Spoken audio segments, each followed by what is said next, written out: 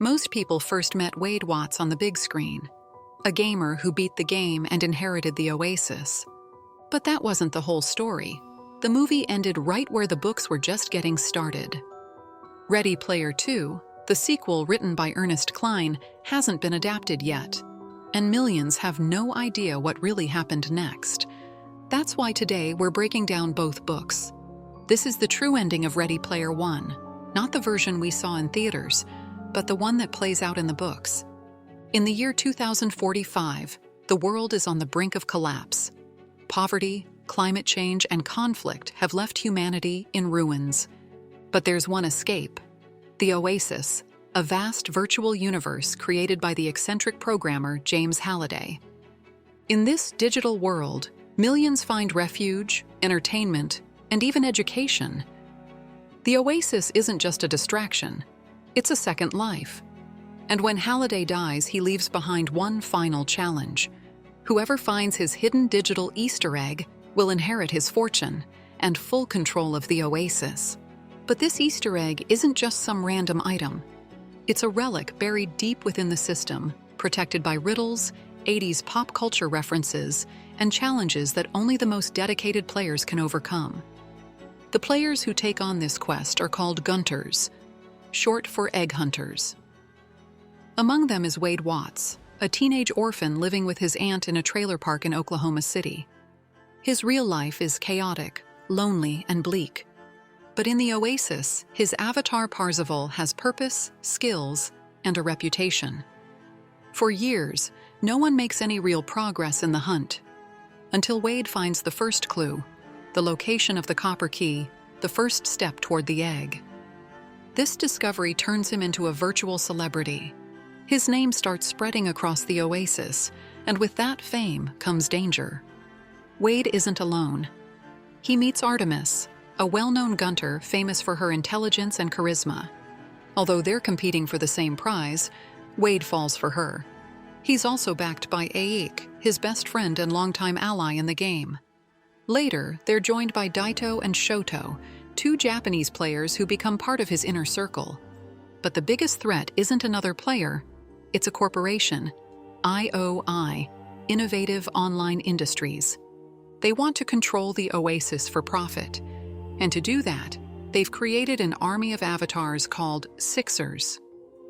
Unlike the Gunters, the Sixers are paid employees, no passion, no ethics, using unlimited resources to win the game.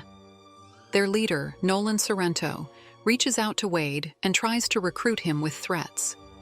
When Wade refuses to join IOI, they blow up the trailer he lived in, killing his aunt and trying to eliminate him. He survives only because he wasn't home at the time. To stay under the radar, Wade creates a new identity: Bryce Lynch. He relocates to Columbus, Ohio, moves into a private apartment, and continues the hunt from a secure, secret location. The second phase of the hunt gets even tougher. Wade grows emotionally distant from Artemis after confessing his feelings. She turns him down, and he dives even deeper into the quest. Meanwhile, the Sixers manage to get their hands on the crystal key, beating everyone to it. Shoto later tells Wade that IOI killed his friend Daito in real life. The threat is no longer just virtual. With help from his friends, Wade obtains the crystal key and uncovers the location of the third gate. But the Sixers have put up a digital force field around it, completely impenetrable. So Wade makes a bold move. He infiltrates IOI. He gets himself arrested under his fake identity and is sent into one of IOI's forced labor programs, a digital prison where debtors work off what they owe. From inside, he hacks into their systems, gathers evidence of their crimes, and plans his escape. Using his hacking skills, he breaks out and warns his friends. He also releases all the evidence he collected, exposing IOI to the world. As chaos unfolds, Ogden Morrow, Halliday's former partner and co-creator of the Oasis, offers Wade and his friends a safe place to regroup. The final showdown is coming. At the gates of the third challenge, an all-out virtual war erupts. Entire player clans take on the Sixers in an epic showdown. Wade fights his way through and enters the gate. Inside, He faces the final set of challenges crafted by Halliday. Each one drips with nostalgia, video games, classic movies, 80s music, and personal dilemmas that force Wade to reflect on his own life.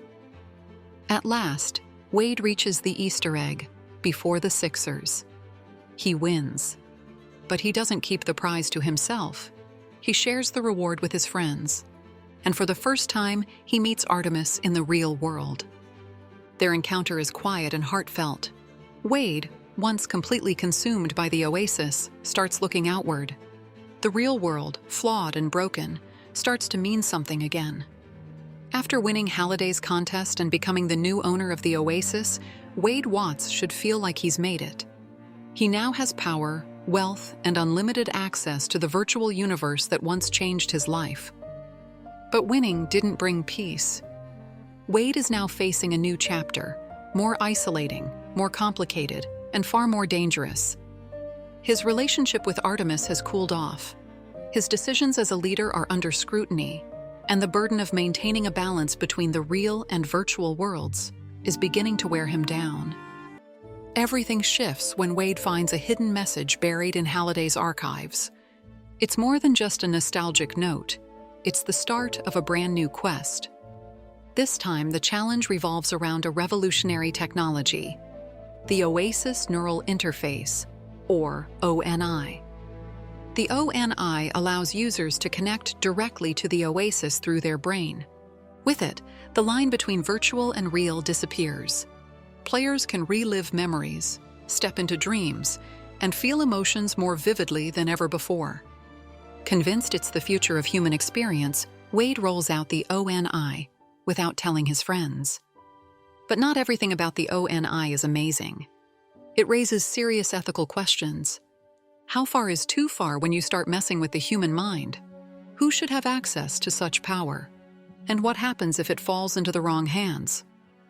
Artemis openly opposes its use, which causes a major rift between her and Wade. Ake and Shoto have doubts too, though they stay close, trying to uncover Halliday's true intentions. For a while, the group drifts apart. But things shift again when Wade discovers a second hidden message. A new Easter egg hunt, designed by Halliday before his death. And the threat posed by the ONI forces the four of them to reunite. This time, the path is darker, the riddles deeper, and the 80s references even more obscure. They uncover secrets Halliday never shared, not even with his closest partners. One of them, his unsettling obsession with Kira, the Oasis's co-creator, and the real purpose behind the ONI. This hunt isn't about winning a prize. It's about uncovering a truth Halliday kept hidden from everyone. As the group pushes forward, IOI resurfaces, this time with new tactics, more aggressive and ruthless than ever. Their goal, take control of the ONI, and with it, the entire Oasis. The threat is no longer just corporate, it's existential. Wade begins to feel the ONI's effects on his perception, his emotions, and even his relationships. The line between who he is and who he thinks he is begins to blur. Some users become trapped in the system, unable to disconnect, turning the ONI into a mental prison. The story reaches a new level when the group realizes the ONI isn't just a tool, but part of something much bigger. Something that could alter human consciousness forever. As they close in on the second key, the challenges become more personal. Wade has to face Halliday's memories, his own fears, and the disturbing truth that the legacy he inherited might be poisoned by obsession and regret. Each clue draws them deeper into the mind of the Oasis's creator, revealing his remorse, his trauma, and his desperate attempt to set things right. The quest builds toward a race against time for the third and final key. Wade, Artemis, Ike, and Shoto face trials that demand not just cleverness, but also character. In the final showdown with Sorrento, Wade isn't just fighting for the Oasis, he's fighting for his own humanity. The conflict forces him to ask what it truly means to live, and whether the virtual world can ever offer more than just escape. The battle unfolds on every level, physical, emotional, and digital. And in the end, the answer isn't about winning, it's about choosing what legacy to leave behind. With I defeated and the hunt completed, Wade regains control of the Oasis. But the ONI has left deep scars, ones that can't be ignored. Together with Artemis, he steps away from the center of it all. They leave the spotlight behind and fade from the noise. No dramatic speeches, no emotional farewells, just a quiet decision to step back and let the virtual world breathe without them in charge. The future of the Oasis is left in the hands of those who still believe that technology can serve humanity without controlling it.